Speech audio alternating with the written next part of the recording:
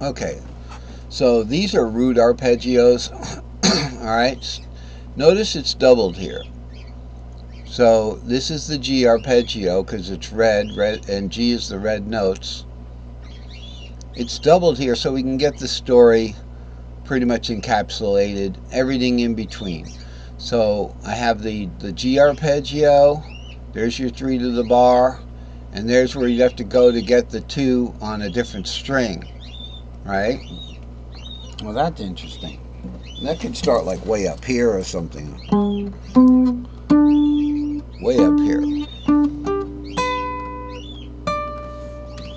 Alright. Now we have, that is the Mixolydian. We have the Lydian, which is the 4th, is on here, and the same thing. We've got 3 to the bar. As a matter of fact, everything on this top fretboard, which is the root fretboard, all these are root arpeggios. They all end up with this 3 to the bar thing right here. Quite a lot of them. So we've got the 4th there. We've got the 4th there, and we've got the Phrygian 3rd. Okay, which is the green. The Phrygian 3rd arpeggio, starting from root. It should be, and you end up with this tic-tac-toe shape thing here.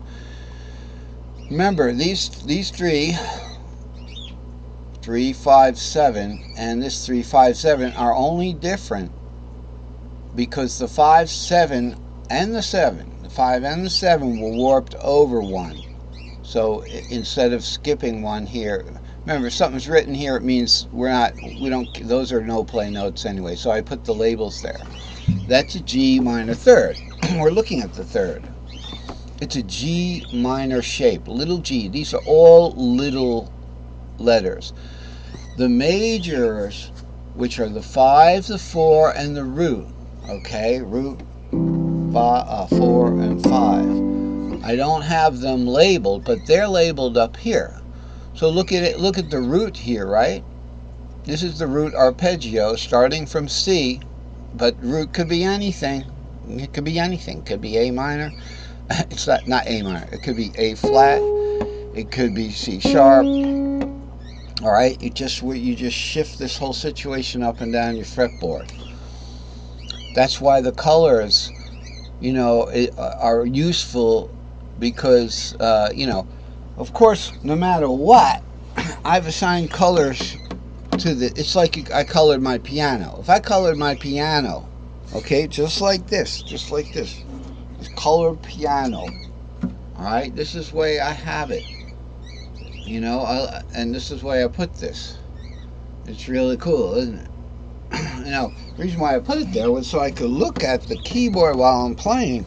I thought, okay, that's what I need to do. Oh, I want to go to an E flat now. Okay.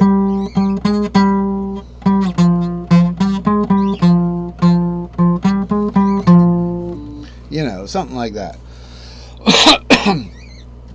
Alright, so these colors don't change. So that's why I call this yellow, and then now we can put yellow to the whole root arpeggio.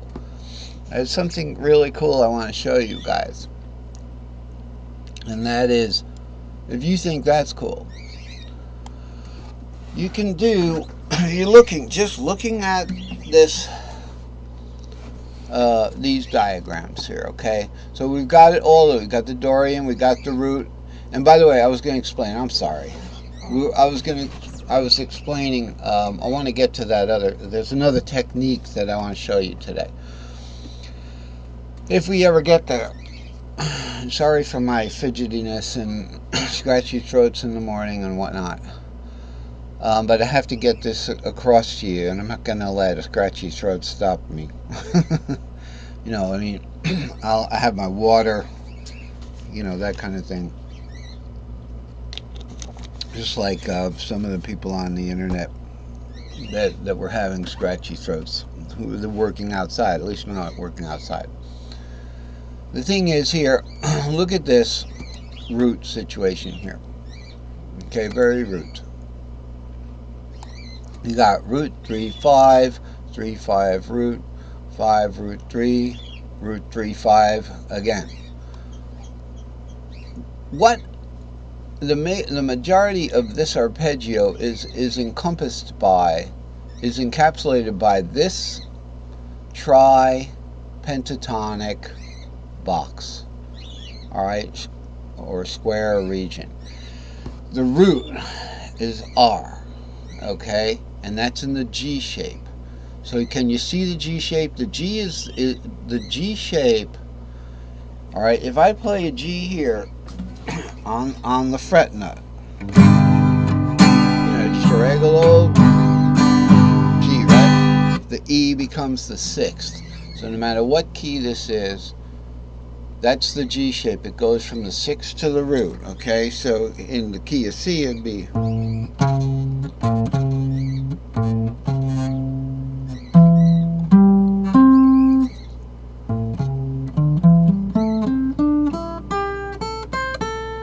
that is a G pentatonic scale. So the G pentatonic scale would be about the root, and the C would be about the fourth, would be a C-shaped pentatonic scale.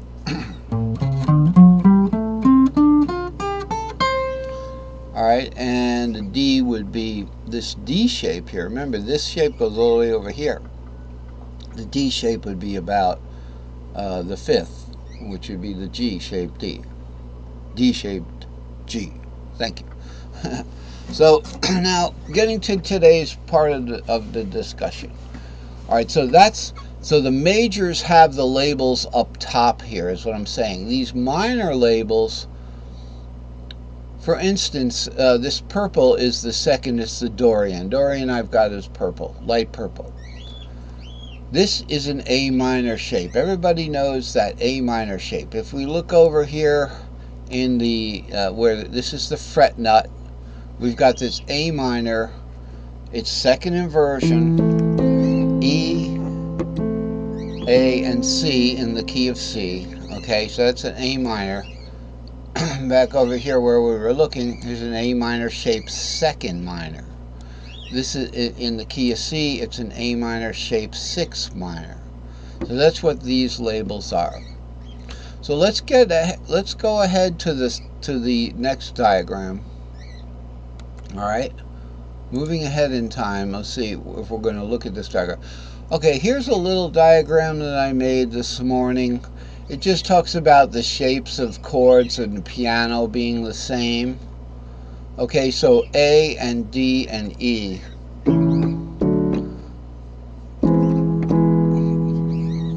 are the same, but that's not what we're trying to talk about right now.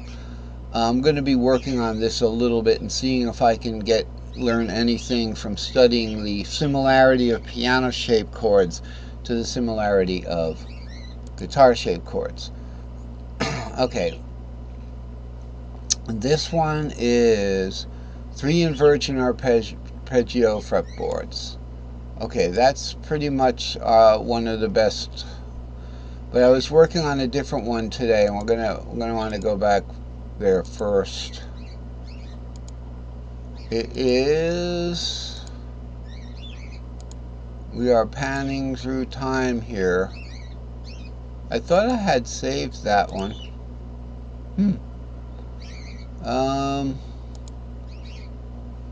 Wow. Just hang on, we'll get it. Alright, we're back.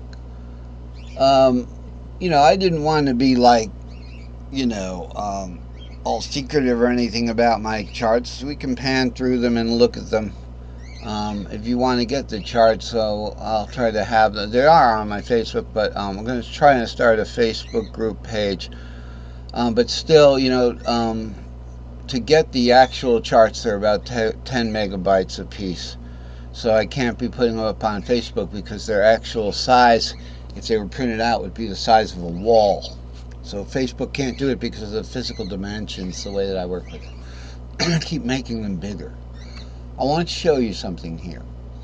We've got the same situation pretty much that we had here. It's just that the inversion